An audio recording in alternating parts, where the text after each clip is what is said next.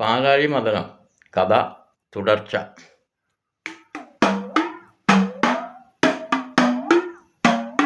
സ്തുതിയെ കേട്ടൊരു നേരം ശങ്കരൻ വിഷത്തെ പാനവും ചെയ്തിതേ.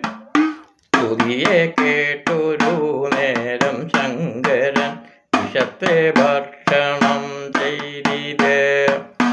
ഇപ്പോൾ വൈഭവ ദുഃഖം വരുമെന്ന് ഉറപ്പിച്ചു പാർവതി തൽക്ഷണം.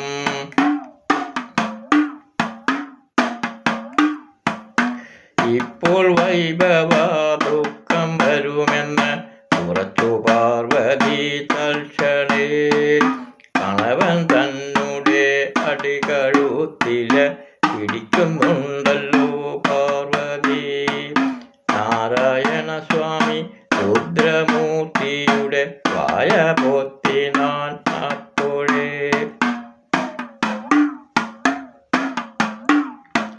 ഗംഭീരമായ വിഷവുമന്നേരം കണ്ടത്തിൽ മൂന്നൂരേകയായി.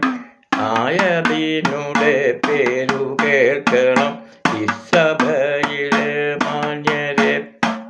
കാളകണ്ഠനും നീലകണ്ഠനും കാറുകണ്ഠനെന്നറിയണേ.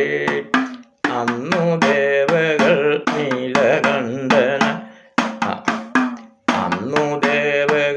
നീലകണ്ഠനം നാമമങ്ങാരൂടിനാൻ. പിന്നെയും മദനം തുടങ്ങിനാൻ അസുരാദേവകളതങ്ങപ്പോഴേ. അമൃതമദനത്തിൽ നിന്നും ജനിച്ച വസ്തുക്കൾ നിങ്ങൾ കേൾക്കണേ.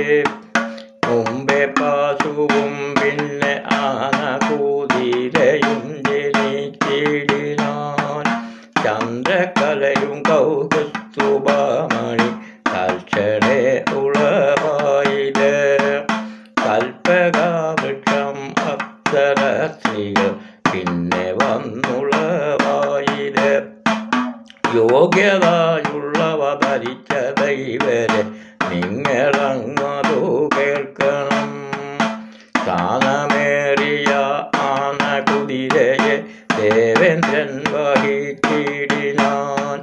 വിഷ്ണു ധരിച്ചത് കൗസ്തുഭമണി ചന്ദ്രകലരുടി ശങ്കരൻ.